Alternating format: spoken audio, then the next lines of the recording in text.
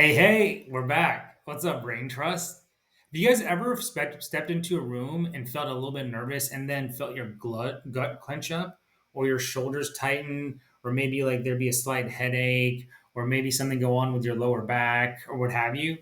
One thing that I've learned, and I want to get your guys' feedback on this too, is that a way for me to tell whether a decision truly makes sense for me is I assess how I feel in my body in that moment.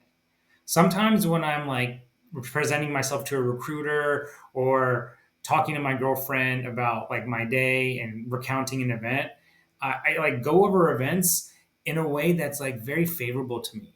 It puts me in the best possible light, or it kind of like minimizes something off that I might have done, or like something negative that someone said to me.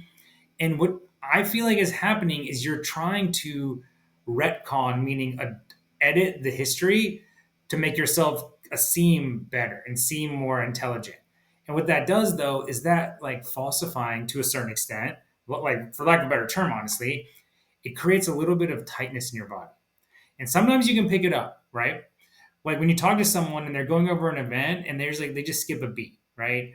Or they start to make a twitch, or they start to like scratch or something like that.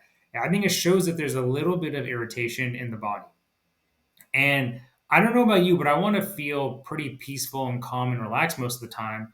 So I want to pay attention to when I notice those little ticks or tightness or some sort of ache, because that's telling me there's probably something with the way I'm presenting myself or thinking or just showing up in the world that isn't totally in line with my values, or that I'm not 110% comfortable with. And this is actually pretty interesting because it's called somatic therapy.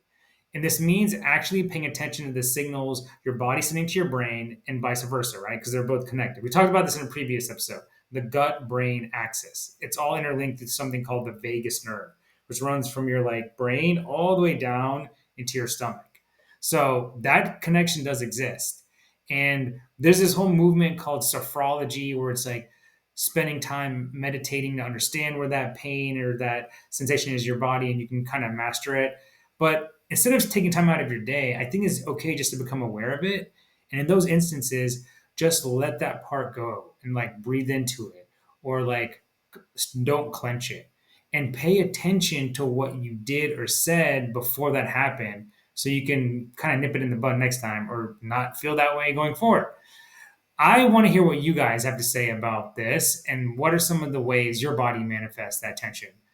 As you know, feel free to throw it in the comments and hit the share button if you enjoyed this video. Talk to you soon.